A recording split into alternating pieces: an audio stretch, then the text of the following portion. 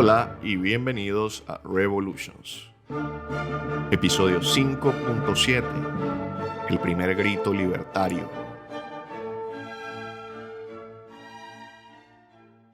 La última vez nos quedamos con Napoleón cuando entró retumbando a España al frente de 275,000 soldados, mientras ahuyentaba a la Junta Central hasta Sevilla. Con el emperador en Iberia, los franceses revirtieron los fracasos del año anterior e incluso la invasión británica de la península, que había comenzado tan auspiciosamente en agosto, se encontró con grandes problemas. Los británicos habían avanzado hacia España tras expulsar a los franceses de Portugal y se acercaban a Madrid en noviembre de 1808, justo cuando Napoleón se acercaba a Madrid desde la otra dirección. El ejército expedicionario británico dijo, giró en 180 grados y se retiró corriendo hacia el mar, perseguidos por un reavivado ejército francés. A principios de enero de 1809, los británicos llegaron a la costa y la Marina Real los sacó de España. Así que a principios de 1809, el norte de España estaba ahora firmemente en manos francesas, pero el sur seguía siendo libre y la Junta Central ahora luchaba por mantener esa libertad. Pero la llegada de la Junta Central a Sevilla significaba que ahora había dos juntas en Sevilla, porque aunque a menudo son confundidas, la Junta Suprema de Sevilla, que es la que está organizando los asuntos en las Américas, no es la misma cosa que la Junta Central, que ahora también es de Sevilla. Y de hecho, tomó unas semanas de disputas antes de que la Junta Suprema de Sevilla accediera a reconocer la autoridad suprema de la Junta Central, ahora también de Sevilla. Y bueno, todo esto es muy confuso, pero así es la historia. Pero aunque ahora eran reconocidos como el supremo gobierno patriótico de España, la Junta Central igual no era muy eficiente, que digamos. Como dije la última vez, sus miembros estaban divididos entre conservadores y liberales y tenían grandes dificultades para forjar un plan de acción unificado, para comunicarse con las otras juntas regionales o simplemente mostrar un liderazgo decisivo de cualquier tipo.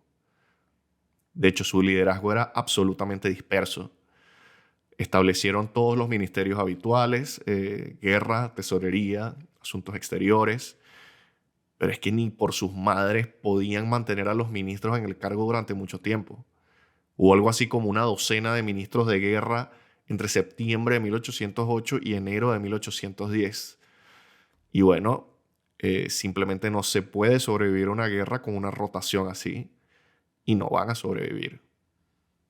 Ahora bien, los embajadores británicos en la Junta podían ver lo mal que se estaba llevando la resistencia y empezaron a presionar para acabar con el sistema de la Junta por completo y en su lugar poner un consejo muy pequeño, como unas 5 o 6 personas como máximo, que pudiera realmente tomar decisiones.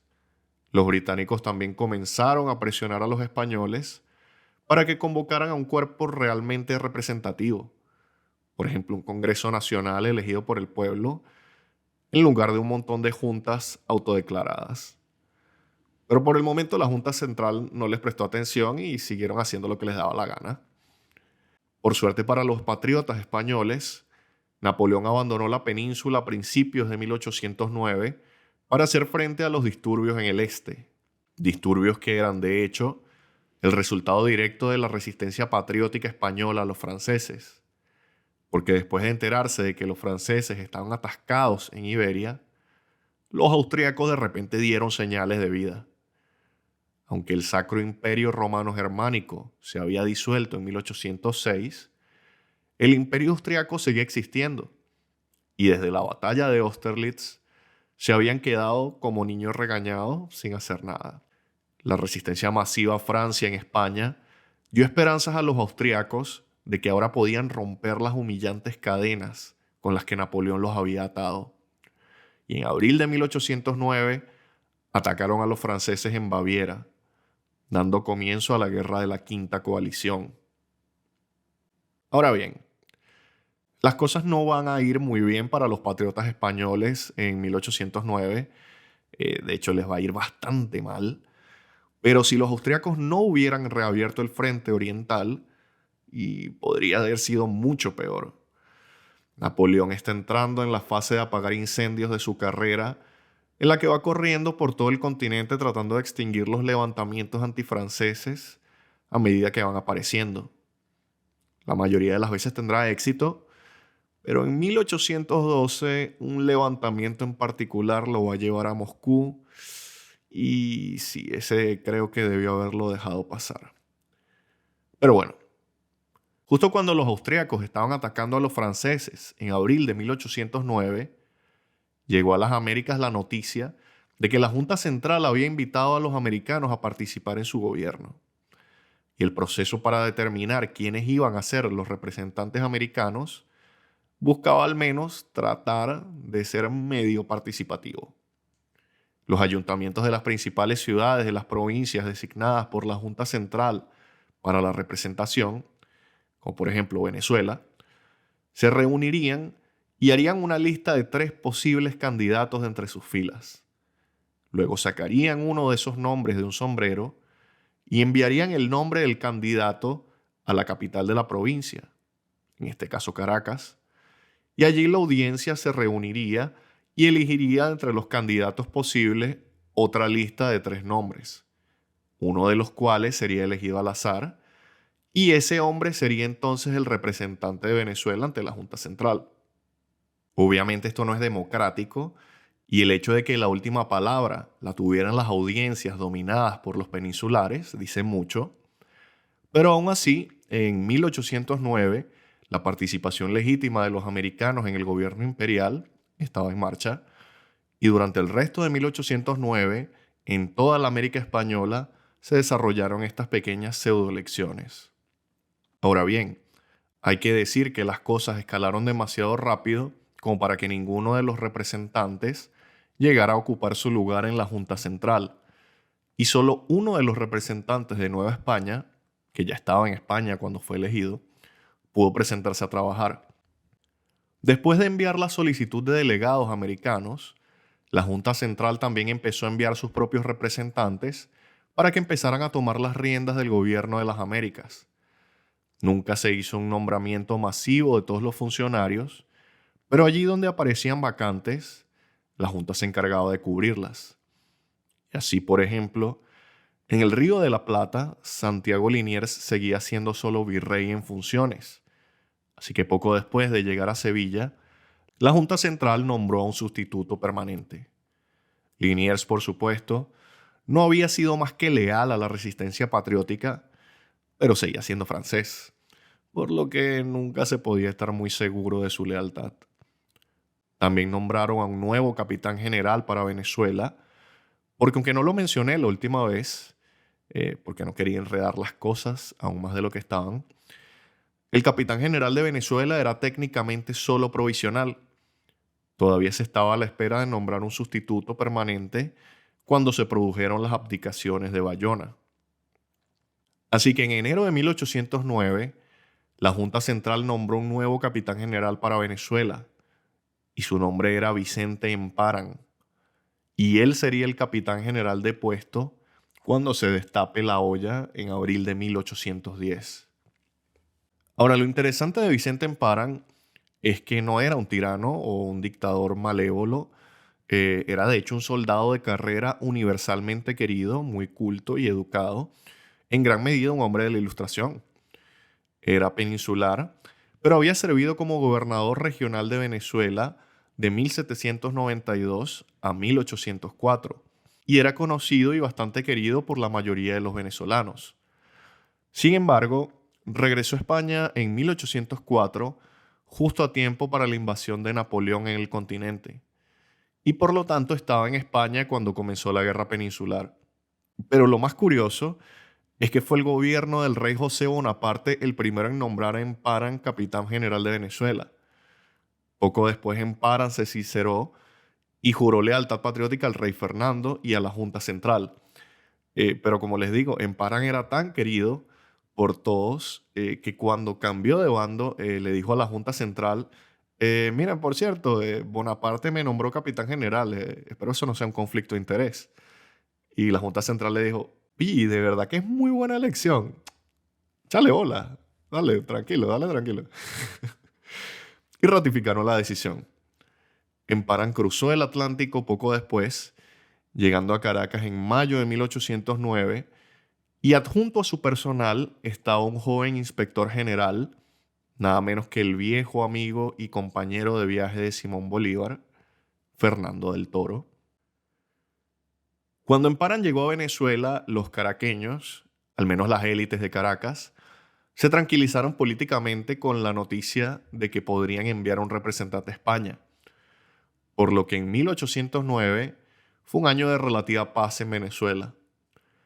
Pero dos regiones a las que se había negado el derecho a enviar sus propios representantes a España no estaban para nada tranquilas. Y me refiero al Alto Perú, lo que es la actual Bolivia, y a la ciudad de Quito, la actual capital de Ecuador. A pesar de una larga autonomía política y económica, ambas regiones del interior no fueron incluidas en la lista de las juntas centrales de provincias adicionales que merecían estar representadas en la Junta Central. Así que el Alto Perú y Quito se convirtieron en la punta de lanza de la rebelión hispanoamericana en el verano de 1809. El Alto Perú era primero que nada la base de la gran mina de Potosí. Después de la conquista, la región había formado parte del Virreinato de Perú y había sido gobernada desde Lima. Pero en 1776 fue transferida al Virreinato del Río de la Plata, en parte para reorientar el comercio de la región hacia un puerto del Atlántico en lugar de un puerto del Pacífico. Situado en el interior andino, el Alto Perú nunca había estado bajo el control directo de Lima ni de Buenos Aires, por lo que ya existía un cierto sentimiento de independencia local. Al estar tan alejado de todo el mundo, el Alto Perú tardó en enterarse de las abdicaciones de Bayona, pero cuando se enteró, la élite más alta se mostró dividida sobre cómo responder, especialmente en la capital Chuquisaca, hoy Sucre, por razones que aclararemos a continuación. Ahora, no vamos a entrar mucho en detalles, pero tras las noticias de las abdicaciones de Bayona, el intendente y el obispo de Chuquisaca se inclinaban por reconocer a la princesa Carlota como soberana, mientras que los miembros de la audiencia local no creían que nadie debiera tomar decisiones apresuradas sobre a quién reconocer, ya que nadie tenía ni idea de cuál era la situación en Europa. Pero se inclinaban por reconocer a la Junta de Sevilla y a través de ella al rey Fernando. Hasta finales de mayo de 1809, los dos bandos se enfrentaron sobre qué hacer. Entonces el 25 o el 26 de mayo, según la fuente que se lea, los miembros de la audiencia se enteraron de que el intendente planeaba arrestarlos a todos por obstruir su voluntad y decidieron dar un golpe preventivo. La audiencia ordenó el arresto del intendente y de su amigo el obispo, y luego se constituyeron en junta independiente para dirigir la ciudad. Esta pequeña rebelión en Chuquisaca es recordada allí como el primer grito libertario de América. Este grito fue retomado 6 semanas después por un levantamiento aún más radical en la gran ciudad de La Paz. Y esta vez fue el cabildo local el que tomó la iniciativa, respaldado por la población mayoritariamente mestiza. El 16 de julio de 1809, esta gente se levantó contra el intendente y el obispo locales, los depusieron de sus cargos y se constituyeron en una junta independiente para dirigir la ciudad, tal como lo habían hecho sus vecinos de Chuquisaca. Pero a diferencia de la junta de Chuquisaca, que estaba formada en su mayor parte por criollos o peninsulares de clase alta, la Junta de La Paz era mucho más representativa de la población mestiza y eligió como presidente a un militar mestizo llamado Pedro Murillo, que juró lealtad y fidelidad al rey Fernando, pero a nadie más. La Junta de La Paz se negó incluso a reconocer la autoridad de los virreyes en Buenos Aires y Lima, y empezaron a hablar de reformas raciales y de clases para forjar una sociedad más igualitaria. Emitieron un plan de gobierno que decía textualmente, cito, ahora es el momento para organizar un nuevo sistema de gobierno, fundado en los intereses de nuestro país, que está tan oprimido por la política bastarda de Madrid. Ahora es el momento de alzar el estandarte de la libertad en estas desafortunadas colonias. E incluso más que la revolución en Chuquisaca, la revolución en La Paz es la primera que realmente engloba lo que se convertiría en el verdadero espíritu de la independencia hispanoamericana. Mientras tanto, en Nueva Granada estalló otra rebelión en agosto de 1809. Como ya comentamos en el episodio 5.3, la ciudad de Quito fue una de las primeras de la América Española en tener su propia audiencia, y durante mucho tiempo había gozado de una relativa autonomía respecto a las autoridades virreinales, primero de Lima y luego de Bogotá. La gente de Quito ya se consideraban distintos del resto de Nueva Granada. Poco después de enterarse de las abdicaciones de Bayona, la élite criolla de Quito empezó a reunirse para intentar crear una junta independiente, pensando que podría ser una oportunidad para tomar el poder, porque las tensiones entre los peninsulares y los criollos, tensiones que habían ayudado a incitar la rebelión de los barrios en 1765, nunca habían desaparecido. Pero a finales de 1808 se supo que no habría juntas independientes en América y que se mantendría la estructura virreinal. Aún así, la élite criolla siguió insistiendo, hasta el punto de que en marzo de 1809 se produjeron una serie de arrestos por una supuesta conspiración para tomar el gobierno. Las tensiones latentes siguieron hasta el verano de 1809, cuando llegó la noticia de que las distintas provincias americanas habían sido invitadas a enviar a un representante de la Junta Central y que Quito no estaba entre ellas, sino que simplemente serían representadas por quien quiera que representara al virreinato de Nueva Granada. Así que con esta gota derramando el vaso, un grupo de criollos se reunió la noche del 9 de agosto de 1809 y formó una junta de 36 hombres para gobernar independientemente en nombre de Fernando, pasando por encima de cualquier otra autoridad, y una gran ventaja que tenían a su favor era la aprobación del comandante de la guarnición del ejército de Quito. El 10 de agosto, ese comandante puso sus tropas a disposición de la Junta, arrestando a peninsulares y ocupando puntos claves de la ciudad. La Junta defendió entonces su conducta, diciendo que los españoles eran, abro comillas, opresores de los criollos y usurpadores de sus derechos naturales, y que, abro comillas, Quito ha sido tratado por los españoles que monopolizan su gobierno como una nación recién conquistada. La palabra criollo ha sido usada como término de abuso y desprecio. Pero a diferencia de la Revolución de la Paz, la Revolución de Quito fue un asunto de la élite criolla y no trataban de cambiar radicalmente el sistema. Así que, aunque aplicaron las políticas estándar de los blancos, es decir, leyes comerciales liberales, impuestos más bajos, abolición de todos los monopolios estatales y autogobierno, no estaban dispuestos a tocar el sistema de castas raciales ni a hablar de liberar a los esclavos, ni siquiera invitar a los no criollos a participar en su pequeño autogobierno. La nueva Junta de Quito declaró entonces que asumía la jurisdicción sobre todas las ciudades que habían estado previamente bajo la jurisdicción de la antigua Audiencia de Quito. Pero cuando enviaron representantes para asegurarse la lealtad de esas ciudades, la mayoría de ellas se negaron. Importantemente, la ciudad portuaria de Guayaquil, por ejemplo, no quería ser gobernada por Quito y estaban francamente horrorizados por la rebelión en la capital, entre comillas. Y aquí quiero hacer un inciso porque, como veremos una y otra vez, había muy poca solidaridad entre ciudades adyacentes. En Río de la Plata, por ejemplo, Montevideo y Buenos Aires no eran amigas. Su proximidad, de hecho, las hacía feroces rivales.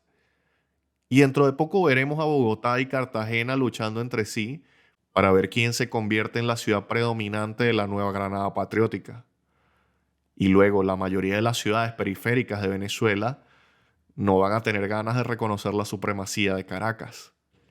Y este es el gran problema del federalismo en el proceso independentista hispanoamericano, que en este contexto significó la falta de voluntad de todos a someterse a la autoridad de cualquier otro, El problema del federalismo no solo demostrará que el sueño de Simón Bolívar de una Sudamérica unida era una completa fantasía, sino que también socavaría fatalmente su idea aún más modesta de una gran Colombia unida, porque era una idea que realmente nadie más compartía.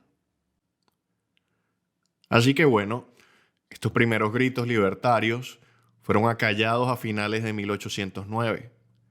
El virrey de Lima tomó medidas particularmente severas contra las ciudades rebeldes del interior. En octubre, 5.000 tropas partieron de Cusco hacia el Alto Perú, con fuerzas adicionales que subían desde el Río de la Plata. Las juntas de La Paz y Chuquisaca no pudieron coordinar una defensa, pues ya estaban sucumbiendo a las fuerzas desunidoras del federalismo, especialmente porque la Junta de La Paz representaba una revolución social más amplia que promovía el interés de los mestizos, mientras que la Junta de Chuquisaca era casi exclusivamente blanca. Así que tras una breve lucha, las rebeliones del Alto Perú fueron aplastadas, los líderes fueron acorralados y en su mayoría ejecutados. A continuación, el virrey del Perú anexionó unilateralmente el Alto Perú de nuevo bajo su jurisdicción oficial, por lo que ahora volvían a formar parte del virreinato del Perú. Ahora bien, al mismo tiempo que ocurría esto, el virrey del Perú también se dedicó a aplastar la rebelión en Quito, enviando tropas a la costa, donde fueron reforzadas por unidades entusiastas de Guayaquil. Juntas marcharon a Quito y ante el ataque armado, la determinación de la Junta de Quito se derrumbó y todo colapsó en octubre. Quito fue ocupada y se restableció el antiguo orden. Así que para el año nuevo de 1810, los primeros gritos libertarios se habían convertido en ecos desvanecidos. Pero entonces, de la nada, esos ecos chocaron contra una pared y volvieron reverberando con más fuerza que nunca. Porque en ese mismo momento, una gran crisis golpeó a la España patriótica. Esta crisis acabaría con el dominio español en las Américas en la primavera de 1810 y de golpe, el grito libertario se hizo ensordecedor. Pero para llegar a esa crisis tenemos que volver a España, donde los franceses, ahora sin Napoleón, continúan su lenta conquista de Iberia. En enero de 1809, con los británicos huidos de la península, los franceses lanzaron su segunda invasión de Portugal en marzo y obtuvieron su primera victoria sólida en el sur de España cuando un ejército francés de 17.000 hombres derrotó a 27.000 españoles en la batalla de Medellín. Un sangriento acontecimiento en el que los franceses no dieron cuartel, ni siquiera a los españoles que se rindieron. Pero los británicos no iban a darse por vencidos en la guerra y en abril volvieron a desembarcar en Portugal y pronto volvieron a tener a los franceses en fuga, obligándoles a retirarse de Portugal por segunda vez a mediados de mayo. La cosa es que los británicos dejaron claro que no iban a abandonar Portugal a corto plazo, ni siquiera para apoyar una ofensiva española, porque era demasiado arriesgado en ese momento. Sin embargo, la Junta Central pasó el verano de 1809 tratando de organizarse, y en otoño de 1809 finalmente organizó y lanzó su única gran campaña ofensiva de la guerra, conduciendo 2 ejércitos hacia Madrid, el principal a la derecha y un pequeño ejército de flanqueo a la izquierda. Pero todo culminó en noviembre con un desastre estrepitoso. El ejército español principal tenía más de 50.000 hombres y se enfrentó a un ejército francés mucho más pequeño de 30.000 hombres, el 19 de noviembre en la batalla de Ocaña. Pero en esa batalla, el ejército español se derrumbó. Fueron incapaces de hacer mella en las líneas francesas y entonces los soldados españoles iniciaron retiradas descoordinadas que se convirtieron en una huida desordenada, todo esto mientras eran bombardeados por los cañones franceses todo el tiempo. Los españoles sufrieron 4.000 muertos o heridos y 14.000 capturados. Y esto dejó al ejército español de flanqueo totalmente desprotegido y pronto ellos también estaban en plena huida desorganizada. A todos los efectos, el ejército español se disolvió y dejó de existir. Sin ejércitos operativos en el campo de batalla, el ejército francés pudo marchar hacia el sur, hacia Andalucía, sin oposición. Y a finales de enero de 1810, los miembros de la Junta Central reconocieron que Sevilla era indefendible, por lo que decidieron retirarse a Cádiz, su último refugio posible. Pero cada uno de los miembros de la Junta escapó de Sevilla por su cuenta, y muchos de ellos nunca se molestaron en ir a Cádiz. Los que se presentaron convocaron una sesión de la Junta Central y se disolvieron, traspasando el poder a un pequeño consejo ejecutivo de regencia, tal y como lo habían recomendado sus aliados británicos desde hace tiempo ya. La gente de Cádiz se apresuraron entonces a apuntalar las defensas de la ciudad antes de que llegaran los franceses. Sus murallas eran bastante formidables y tenían a la armada británica apoyándolos detrás. Así que no era que no tenían posibilidades, pero igual era bastante difícil la situación. Sobre todo cuando los franceses aparecieron el 4 de febrero y empezaron a cavar líneas de asedio. Todo esto va a tener un efecto devastador sobre la autoridad española en las Américas. Los incipientes movimientos hacia la autonomía americana, que habían sido cortados de raíz en 1808 y 1809, se basaban en que los virreyes, capitanes generales e intendentes reconocieran y promovieran la autoridad de la Junta Central como legítima guardiana de la soberanía española. Pues bien, ahora ese organismo ya no existe.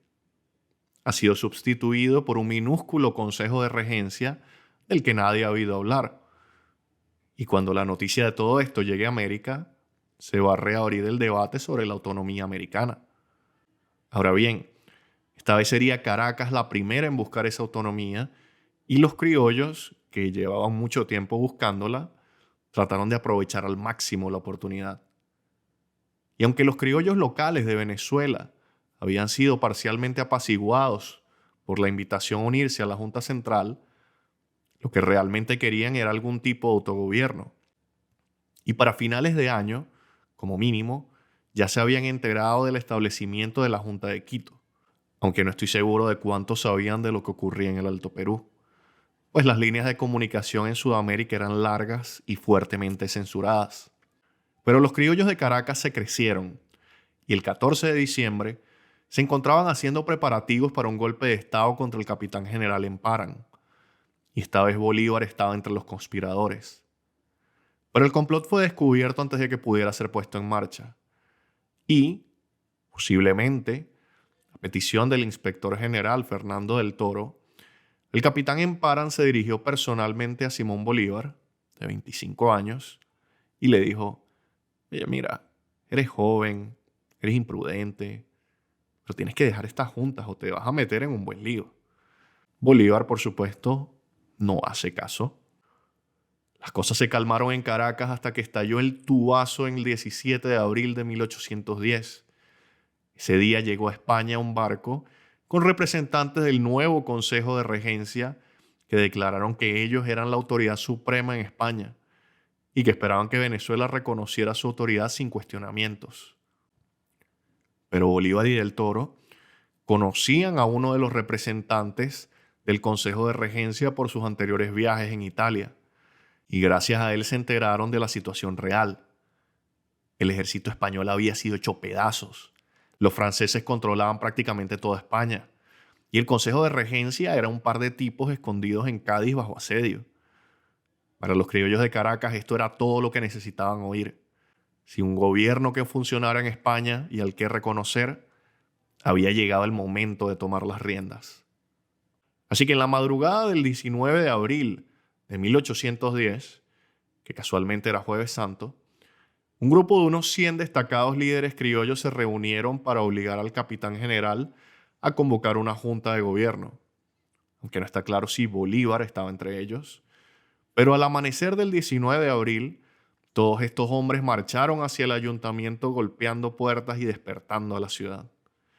Exigieron que el capitán general se presentara, cosa que no tenían autoridad para hacer, pero Emparán decidió bajar y confrontar el movimiento de frente, y se reunió con los líderes criollos que exigían la inmediata convocación de una junta representativa. Empara les dijo: oiga, miren, estamos en plena Semana Santa, no es el mejor momento y la misa de hoy ya va a comenzar, así que, oye, ¿y si hacemos una pausa y retomamos esto luego?